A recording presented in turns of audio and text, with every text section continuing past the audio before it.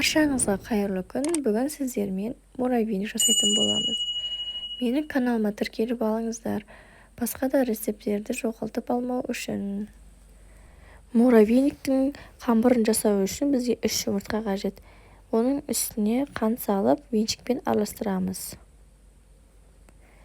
Араластырып болғаннан кейін оның үстіне қолдың айранын құямыз.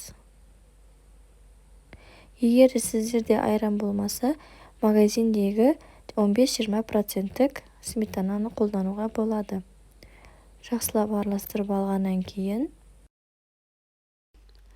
енді бөлме температурасындағы сары майымызды салып жақсылап араластырамыз. Араластырып болғаннан кейін ұнымызды салып илейміз. Және де 1 шай қасық ас содасын салыңыздар. Енді жұмсақ етіп қамыр илейтін боламыз. Міне қамырымызды илеп алдық. Осылай жұмсақ болу керек. Енді бұл қамырды 5-6 бөлікке бөлеміз. Осылай бөліп алыңыздар. Бөліп болғаннан кейін осылай сопақша етеміз де үстіне ұн сеуіп, салафанымызға кезек-кезек орналастырып, морозильникке 1-2 сағатқа қатыруға жібереміз. Және де қамырды 1 аптаға сақтасаңыздар болады, алдын ала жасап қойып. Қамырымыз дайын болды. Енді оны теркадан осылай өткізесіздер.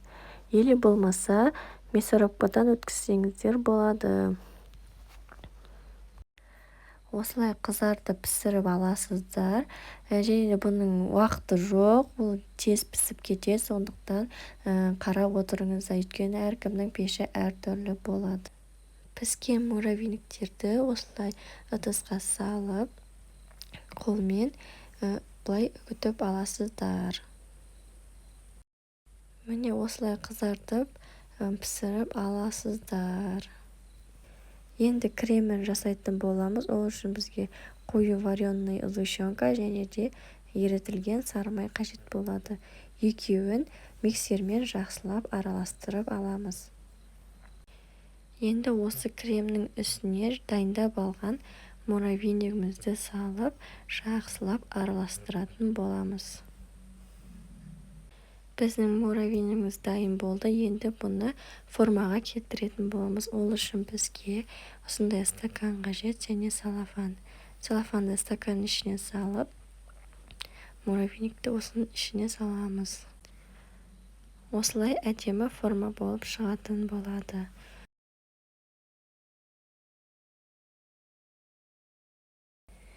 Және де сіздерге осындай домалақ түрін көрсететін боламын. Ол үшін бізге салафан қажет. Салафанға осын керегінше салып,